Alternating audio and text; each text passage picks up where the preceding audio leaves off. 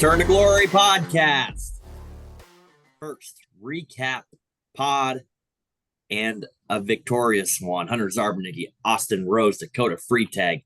The first time since 2019 Nebraska has won its season opener. Also our first home opener since 2019, moving us to 86-14-3 in season openers. Wow, I was not ready for that stat. I feel like, what is that compared to the national average? It's probably higher, but I can't imagine the national average is much lower. No, because usually you start out with teams like this. Right. You don't start out with road conference games like you guys have been doing. It was nice to get back to a game like this that went how it should have. We took care of business when we needed to. Defense showed up, played well. Offensively, things looked a lot better than last year, and the score took care of itself. Everything, I think, is pretty positive right now in Nebraska Nation. What do you guys think? It's definitely positive. Everyone's excited about what they saw, especially from the quarterback play. But it's also one of those games where, it's kind of a lose-lose game because if you don't win the right way, you're sad, and if you lose, you're definitely sad. So we won the right way, but it's more of we're not unhappy. I don't know if people are people are excited. It definitely helped, but I don't know if it's like a holy shit, did you guys see the Huskers this weekend sort of energy? But Yeah, it's against those teams you want to come out looking good. I wouldn't say you looked great. You looked good. And it's your first win in what'd you say, 5 years, first game win. And yeah, like you said, lose situation. You just want to come out in those games, take care of business, and go on next week. I said it when we did the ranking, the most important games. I didn't care really what happened. I think, yeah, it's nice to look good in your opener, but this was not a game that I ever thought we were going to lose. Now, I will say the nerves kicked in Friday night, Saturday morning. They did, and luckily, I will in the first quarter when it was. I say that first quarter when they had that 42-second drive, I was like, oh no. Yeah, like uh-oh. And then you fumble next drive, you're like, oh, here we go. Yeah. It went like early on, it went kind of how I thought it would go. And then I will say second quarter on, we really kicked hitting gear. I thought Scotty Waldron would have some stuff up his sleeves. He did. He had a lot of movement, a lot of moving guys, but that didn't really seem to phase us outside of that one drive where they went very, very high tempo and then caught a ball over the top. Very well thrown ball. A great thrown ball. Yeah. So we're going to see a lot more of that next week into the Colorado game. And we'll talk a lot more about that on our preview episode on Wednesday. We want to spend today really recapping the game, our thoughts. In the past, we've given our grades on our different positions. That was good. I didn't mind that. But this year, we're going to do a little bit different. Where we're going to just talk about big story headlines, maybe can be as detailed as we want with them, things that we notice, things that are worth calling out, that were good, bad, all of the above. So I'm going to start right off with our offensive line and allowing one sack to UTEP, and then on top of that, how they blocked Westmoreland on the edge. I think that was the one primary area of focus that we talked about, that we knew UTEP had a playmaker at the end. We did a very, very good job of containing him and blocking our assignments where needed. And the offensive line, I'm not going to say we overlooked them, but we have kind of glossed over them throughout a lot of the preseason. They did a very fair job. I'm not going to say they blew it out of the waters, and I think that's going to be the consensus with a lot of our topics today, but they did a good job of opening up holes and moving their front, especially with our running backs. Our running backs had holes to run through. very, very frequently. So shout out offensive line. Great job. We're going to see a lot better athletes next week. That's for sure. But we did what we need to do against the UTEP Miners. Now, was there any holding penalties? There was a false start. I don't know if we had any holding penalties. I know we had a couple of false starts that, again, can get cleaned up. It needs to get cleaned up. You yes. expect that week one, though. It's sloppy week one, and it wasn't as bad as it could have been. It was a good all around performance by the offensive line. Yeah, I think the sloppiness needs to be less. I think Rule seemed happy afterwards. I thought he was pleased, but he definitely noticed and commented on things that still need to be improved on. And that's one thing. I mean, unforced penalties, especially like false starts or kicking the ball out of bounds. Yep, little things like that. Like those need to get cleaned up. Things that you're not really trying to make a play, they just happen. So I do think that is one area to clean up there with the offense. But no, I do agree. I think the offensive line did look very good because I mean that was really the only area of the game that we were, Westmoreland was the guy that we were keeping our eye on, and he really wasn't that big of a factor. I was watching it with my in-laws, and I was like, "Yeah, one of the guys on the D line's really good." I was like, "Is that guy?" I was like, "No." That guy? No. Like, is that guy? No, it's not. Like, so like he wasn't hardly like even featured on TV. So I mean that's a good sign. How long has it been since you've walked out of a game been like, wow, we might actually have a well-coached team here? That was a good coached game.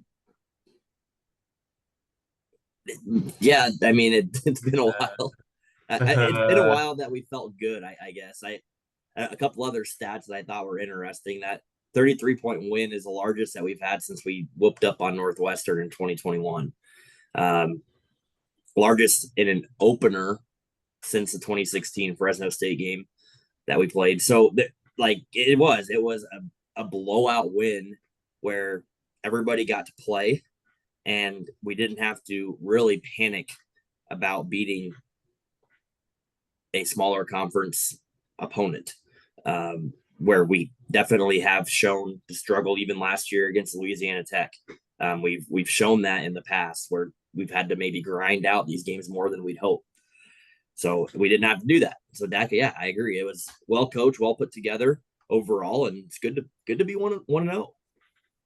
I will say. Oh, go you for go. it. I was gonna say,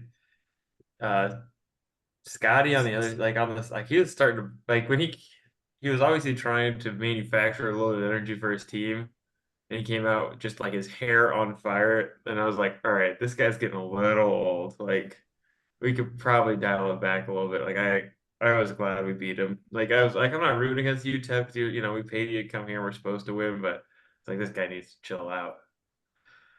And then they came out that cutesy little where they had all the receivers on one little side of the field on the very first offensive play. Like, oh my gosh, come on, guys, what are we doing? He reminded me a lot of PJ Fleck on that sideline. Yes, exactly. Exactly like him. PJ Flecky. I totally agree. That's what I was thinking too.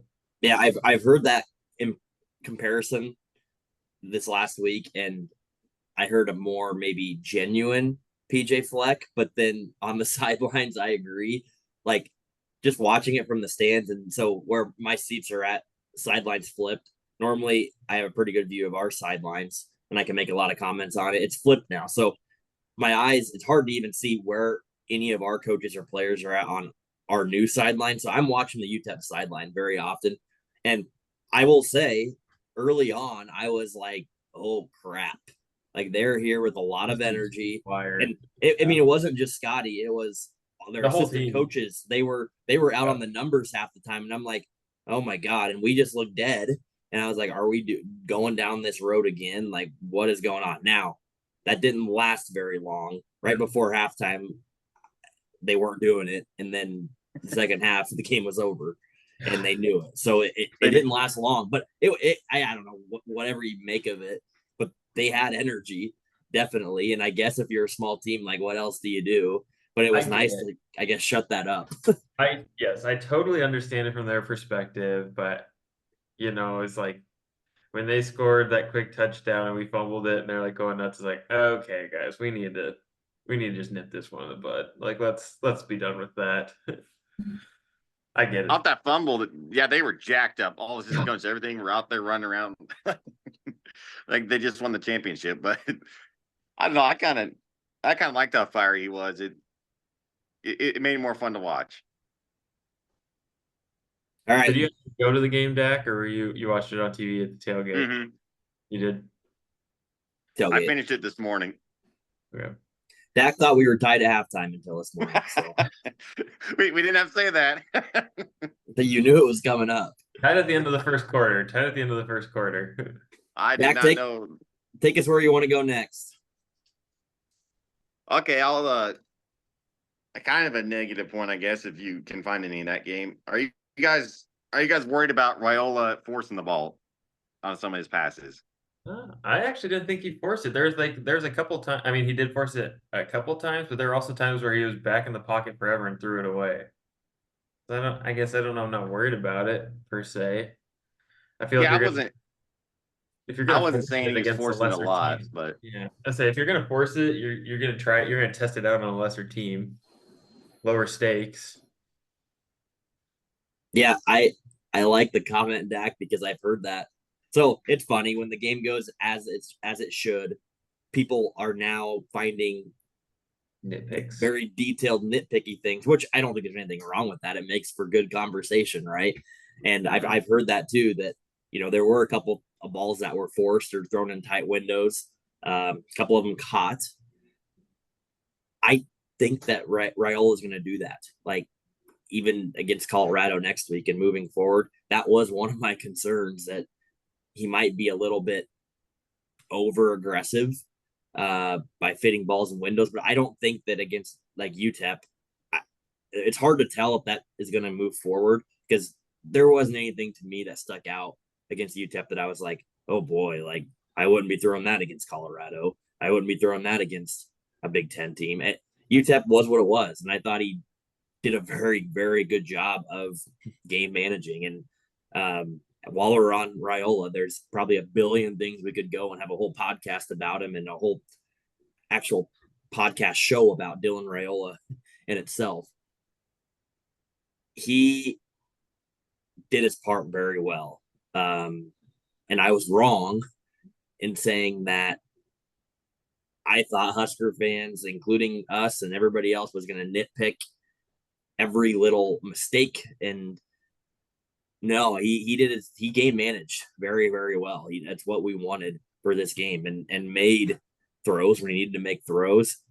It just, you never felt uncomfortable with him back there. And he does not at all feel like a freshman at all. And that's the most common thing I've heard is we just don't feel like we have a freshman back there.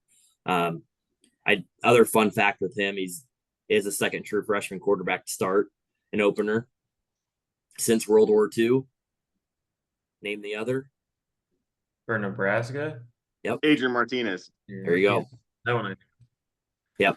So it was very impressive, very composed. That's the word I like to use after watching him. Everything was handled well. And maybe my favorite takeaway from Raiola that just shows his character so far, from what we've seen, is he was the first one off of the bus in the Unity Walk to enter the stadium. And he's the first one coming out of the tunnel walk, not showboating, not reacting, not being a all eyes on me, but just showing that this is my team and I'm going to lead them in the first game to a win. And I think that speaks a lot more than what people make it out to be. So I will say very, very excited to see him continue. I think that's probably what everybody's going to say. I don't want to jump on the gun and say he's the best ever. I might joke and call him Patty Mahomes every once in a while, but he did a good job. It was very impressive the way he handled that game and handled his first game as a Cornhusker, handled the team, his mannerisms, all of that. It was very well done. Yeah, I agree. He looked the part the whole game. The whole game. Speaking of Patty Mahomes, you guys get chills on that sidearm throw? I mean, See, I wanted to run it. I wanted to tuck and run it, and then he slung it with his arm. It and was that's the stuff that is going to get so much attention. And I'm not saying it shouldn't, but that really isn't that important. I mean, it's an impressive throw, right? But it's not in the grand scheme of things. It is what it is. Make the throw however you need to make it. But like that's the stuff that people are going to watch, and he cannot get caught up in all of that stuff in the hype in the media. And he hasn't shown any signs of doing that. say From if what at this point, I mean, you're 1 year in, you're not 1 year in, but he's been at a high level as far as hype since he's been a freshman in high school. So you'd think at this point he kind of has it figured out a little bit. yeah, maybe that's what's happening. On the flip side, maybe he is. I mean, as college hype has been told by family, coaches, whoever that may be, you gotta earn your right to.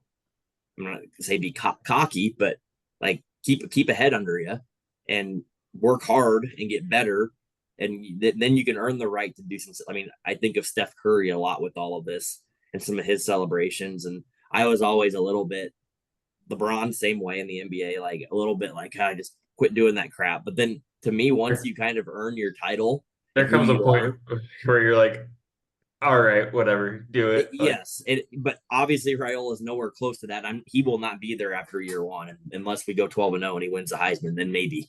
But like he was not going to be there, and I think he understands that. There's no way to tell yet, but as far as a game one and the maturity from a freshman quarterback of what you wanted, it was there.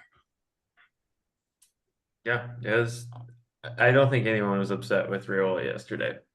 I can't imagine anyone in the state's like, oh, You can you can tell he really loves to throw the deep ball though. oh yeah, he does love to. And I mean, the thing I want to talk about, a good segue, Dak. It's so nice when you have a freshman quarterback, when you have just athletes. Naor and Banks look like the real deal on the outside. I mean, like they are so big and fast. Like our wide receiving core, it felt pretty good yesterday.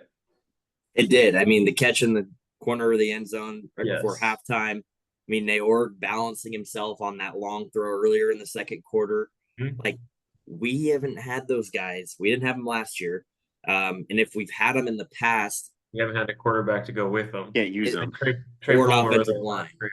or an offensive line that had time to get them downfield. Yes. And one post game take that I heard that I really liked, I can't remember if it was from Sipple or Sean Callahan, but they said we don't look like Ohio State, like your Michigans, like your Penn States yet, but we're moving in the right direction. Like we start to see some of the bodies. I mean, we'll get to the defense too, but like these two receivers are 6'4" and 6'3" and built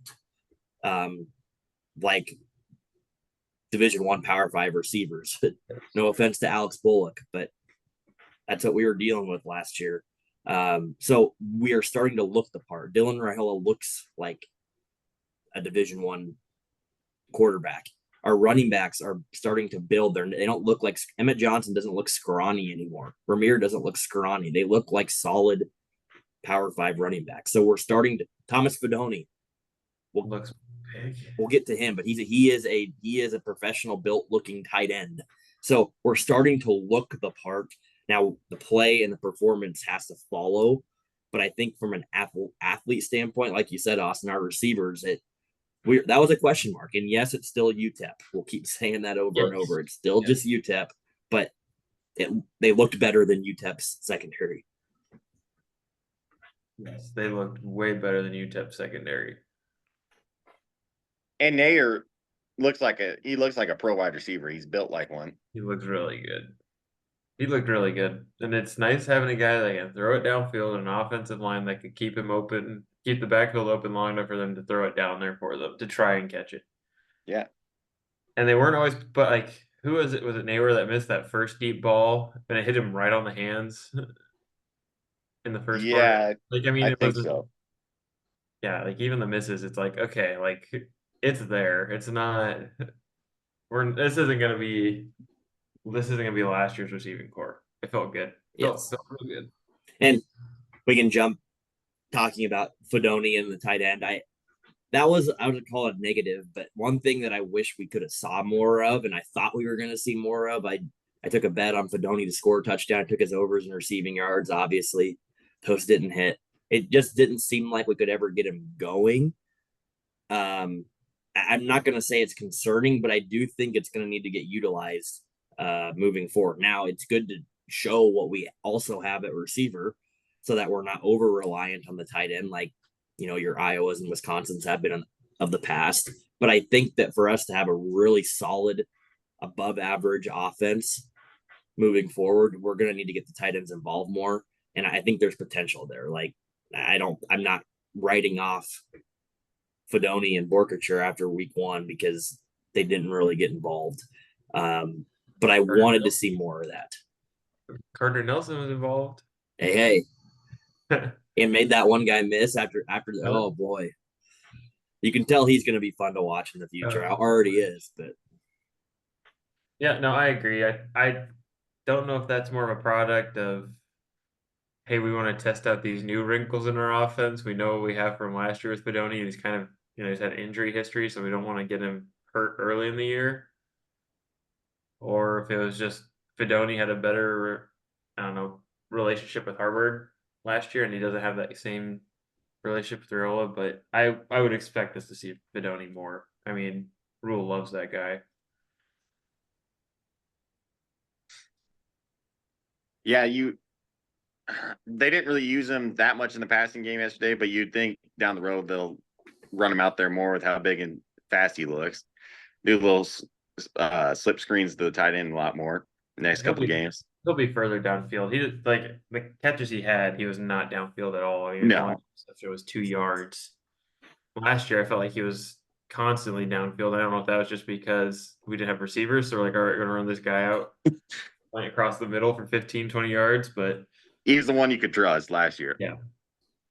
Yeah, I just it's funny reading some of the stats that from this game, and then like for example, Nair had 107 yards, 5 passes for 107 yards. That's our first 100-yard receiver since Trey Palmer's day at Iowa in 2022.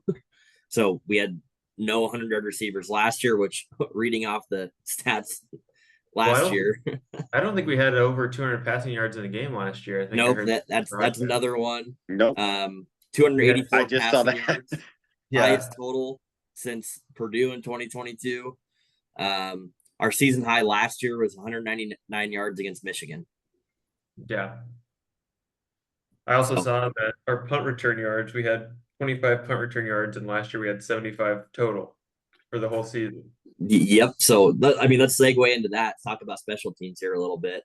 From a returning standpoint, yeah, like Dak's boy, IGC, he wanted to return the ball, and he tried, and he did, which I thought was echoing what Rule said. I think he's a veteran guy that we trust to, 1, catch the ball, and then 2, try to make a play with it. I will say this, we got a glimpse of Ja'Cory Barney a couple times early on. I was like, whoa, like this dude, yeah, he is fast and he is shifty. I think we'll see him back there potentially. I mean, barring maybe injuries or, I mean, just in the future, he's built to be a returner guy. It reminds me a lot of just looking at him, and this is probably a ceiling for him, but like a Darren Sproles type of player. Like, okay, I don't know where that was going. I see a little bit of that in him as a returner. So, anyway, shout out there. But returning the ball was good, I thought. I think it's nice. I think IGC this is the only time he's going to be on the field, so I think he knows that he's not really going to be involved that much in the passing game. So he's going to take his opportunities, and I'm glad Rule's letting him do it, because there are some coaches who are like, hey, we just don't want the risk. And Rule wants to play football. That's what he said. We're going to play football. And again, we're against UTEP, so again, risks are relatively low, but it's good to see. I mean, he loves the kick return yards. He loves the kick, and you should. Yeah. 3 facets. The third facet. I mean, you have no chance of returning a kick if you fair catch it every time or kneel it. Exactly. Uh, Plus, special teams, 100% field goals. yeah. Here we go. That I wrote kicking question mark. Like We didn't have to. we didn't have to. Kicked it out of bounds on a kickoff. Not great. Yeah. That wasn't ideal, but I mean we made the basically an extra point field goal in the fourth Yep. quarter, which was good. We still don't know what to expect. That wasn't a game to really measure. We made our extra points. Good job. That was good. We haven't done that in the past always. They didn't get blocked. That's also good. The punting was acceptable. We Nothing. only punted like No 3 shanks. times, maybe. We punted 2 or 3 times. twice. We Twice. punted twice for basically 100 yards. One was pretty good, I thought. I remember the first one, I believe, was a pretty First dang one was good pretty punt. good. Yeah. So yeah, overall, again, not a whole lot to talk about there because there wasn't much special teams wise, which usually is a good thing. Right. Usually a good thing. Wasn't bad. We forgot one like very big position on offense and storyline. So I want to go back to offense before moving on to defense. We played all 4 of them, guys. We did. And Were you that's what surprised at all? Were you surprised that Dowdell? No, it wasn't Dowdell. Ramir Johnson took the first snap.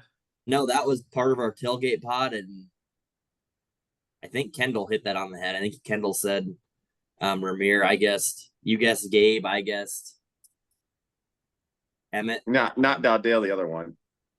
Yeah. Here's maybe the best thing that I think happened, but it also makes it for an interesting topic moving forward. Dowdell fumbles, gets benched, as we thought that would happen. And Dowdell looked good before he And fumbled. that's where the interesting topic comes in. Is I am very, very, very, very happy and glad, and I'm that happened. Like I'm glad it's a statement because again, with these 4 running backs that are supposedly all very, very similar, we can't be putting it on the turf, especially when we're inside our 10-yard line. That can't happen. Now against UTEP, you get away with it. It overshadows. We get a safety actually out of it. But I agree. Dowdell, I thought out of the 4 probably looked the best. Now That's it's what not I like thought. they didn't all get a bunch of carries, but He averaged 7 yards a carry with his longest being a 12-yarder. So I mean, it wasn't like he had one big carry that bumped it up to 7. It was like, oh, this dude's like churning up chunks. He takes off like a cannon out of there too when he gets the ball. And I'll say, this is my thought. That's as good as that is, right? You have to not fumble the ball. Oh, I agree. And that's why I'm glad that we stuck with it. I think I heard someone say Dowdell should get the first carry next week. Because he looked the best. I don't think so. Like we have to, that has to be stressed. That has to be enforced no matter how good you're doing. And I think that's more important than having a couple of explosive runs that turn 2 into 4, because I think these other guys can do it too.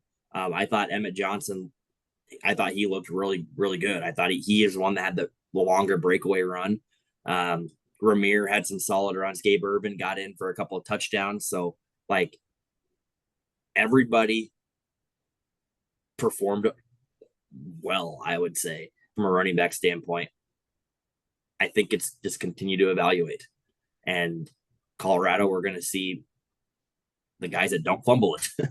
I think we want to see Dowdell to some extent, but don't do it. I think that it's a little frustrating. You can't do it. Cannot fumble the ball. And I'm glad that it was handled the way it did. I think that was very well done by the coaching staff. No matter how well he was looking, it can't be at a sacrifice for putting the ball on the turf.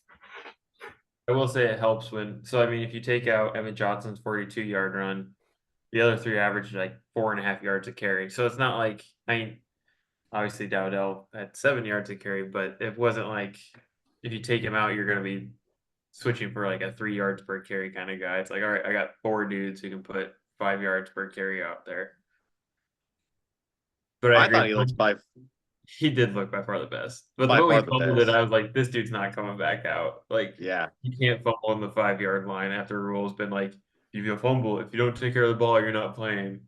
I was like, this dude's done. I always spent almost all of our time on the offense, which I think is fine.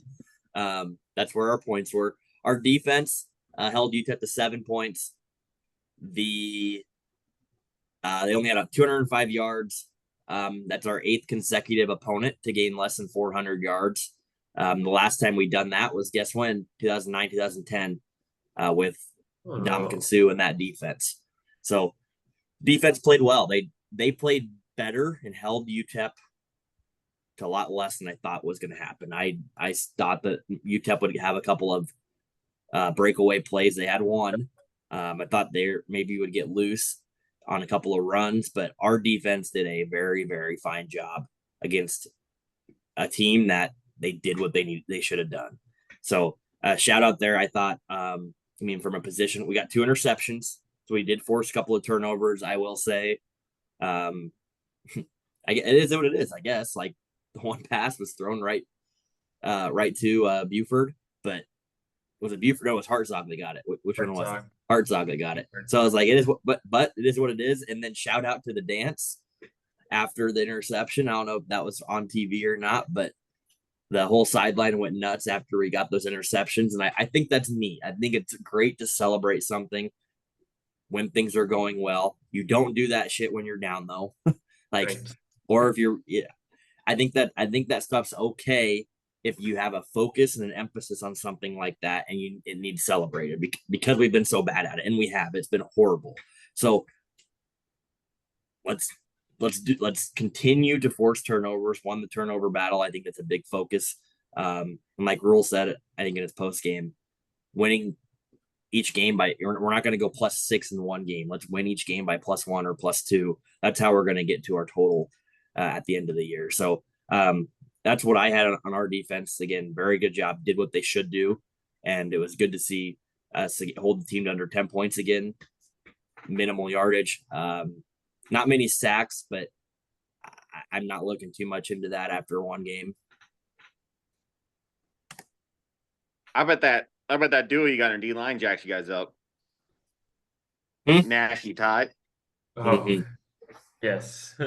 They're pretty good.